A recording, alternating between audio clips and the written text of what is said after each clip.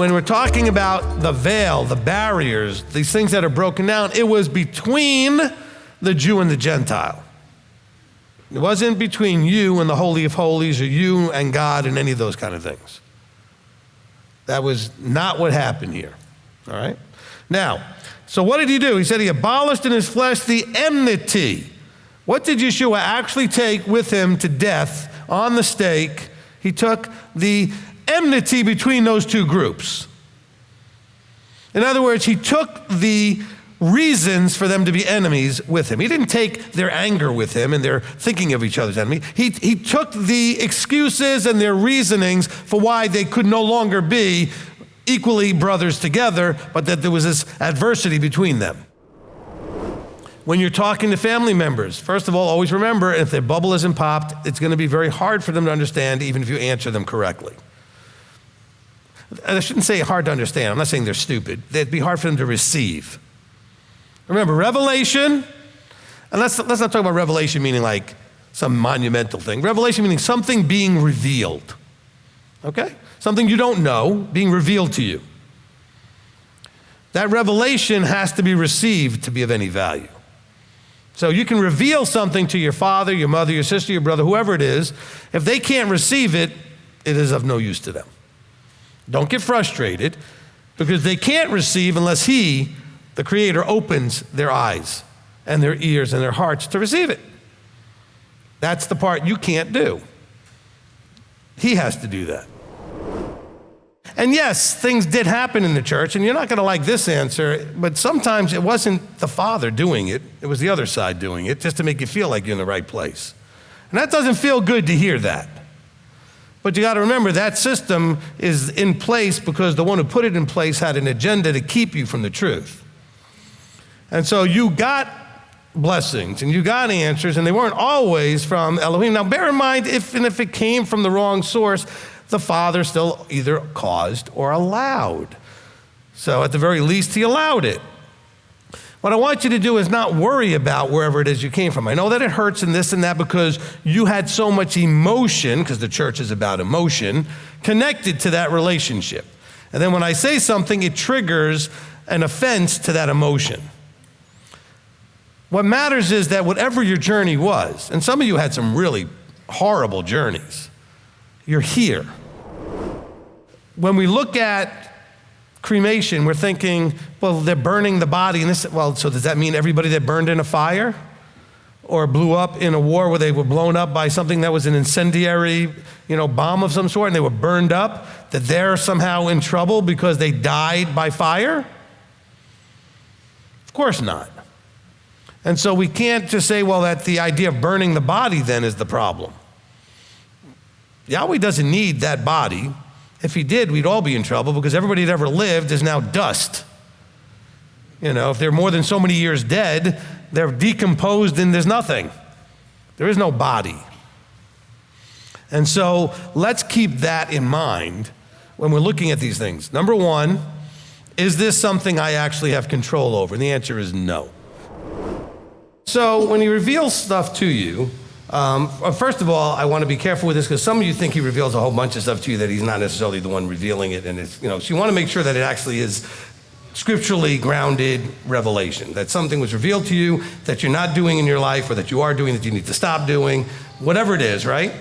And then you want to address that in the ASAP. And as soon as it's possible to make that change, make that adjustment, walk in that new understanding. Okay? So, you happen to have Sabbath revealed to you and you work a job that works on Saturday. Well, I'm not telling you should necessarily just quit your job immediately. You should go to your boss immediately, see if there's any way to make it work. And if the boss says no, well, then you need to be, as soon as possible, changing jobs. In other words, getting that fixed. And so there should be an urgency to apply what He's revealed to you, because He revealed it to you so you would do it. From time to time, I've looked up to understand what it means by the doctrines of the Nicolaitans and that kind of thing. And quite frankly, nobody really knows. They have all kinds of people out there that have guesses, and their guesses, by the way, don't necessarily match and that kind of thing. But what we can do is understand that what he was writing it to those people at that time understood what that was when John was writing that. Now, what we can take today is to say, you have your teacher, like John was teaching at that point, and who says, you need to beware of those out there that are teaching this mixed message of Messiah and some Torah, and I'm saying this mix that's out there, where it's part Christianity, part Messianic Israel, part whatever, okay? And that's what the warning is for you don't want to be buying into, the whole point is they were buying into the teachings of a group of people that were not teaching what was supposed to be taught, whatever that was. When you go someplace, you want to feel a certain way. And so you go there and it feels warm and fuzzy and this and that and whatever it is, so you get the feeling you're looking for. And don't chase the feeling. And that's, by the way, why some of these groups are growing way faster than other groups, because they're feeding the emotional chase that people are chasing after. So here, we put it here, and everybody starts to show up right there. And they get that feeling that they're looking for. And they go home and they feel great. I don't want you to feel great when you want to go home. I want you to feel motivated, inspired, okay? I'm not saying that doesn't mean you can't also feel great. Okay? But I want you to go home motivated and inspired to plug and go forward and push and go after the mark. To run the race, finish the race, get the crown. There is nothing in Scripture that restricts the married couple, okay? The married couple can have intimacy on whatever level they want to have it on. As a matter of fact, there's a mitzvah understanding in the Jewish community that to have intimacy on Shabbat is a mitzvah. It's a blessing.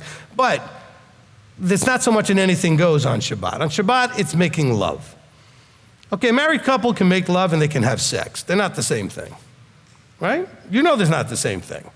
There's times when you guys just want to go at it and have a good time, and that's not the same intimacy as making love. We agree? Okay, so on Shabbat, we put away the trapeze and the trampolines and, whatever else you're using. And it's okay to make love. Because that's the ultimate expression of what Abba put you together to do. To embrace each other in the ultimate sense and love each other fully. As far as getting stagnant, I think in anything in life, we plateau. That's what we call that in working out. We call that in any kind of thing that you're trying to progress in. You hit a plateau at some point where you're doing what you're doing, but you're just not getting anywhere at the moment. And so what I've always done as a coach, as a trainer, is the secret to breaking past stagnation and plateau is to change up what you're doing. Not so much change up what you're doing, like the big picture, but how you're doing it. So if you're exercising, do some different exercises for that muscle that seems to not be getting anywhere.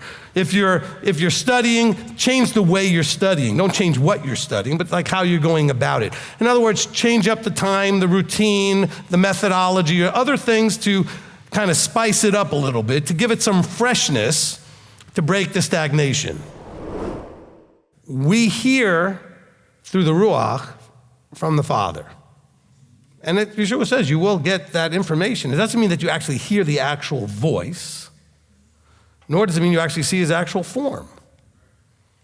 But he's communicating. Yeshua says, I'm coming to you. So Yeshua communicates with you. You don't necessarily hear his actual voice, but you feel a prompting in a direction. You feel like he's trying to communicate something to you. Some people have heard audible things. I haven't, whatever that is. But realize that he's speaking to an audience about what things were at that moment. Up to that moment, this is what the case was. Which helps us understand who was interacting with Moses, who was interacting with Abraham, so this is little, not so much little, huge hints at things that we need to understand, because that helps us to know that that was him.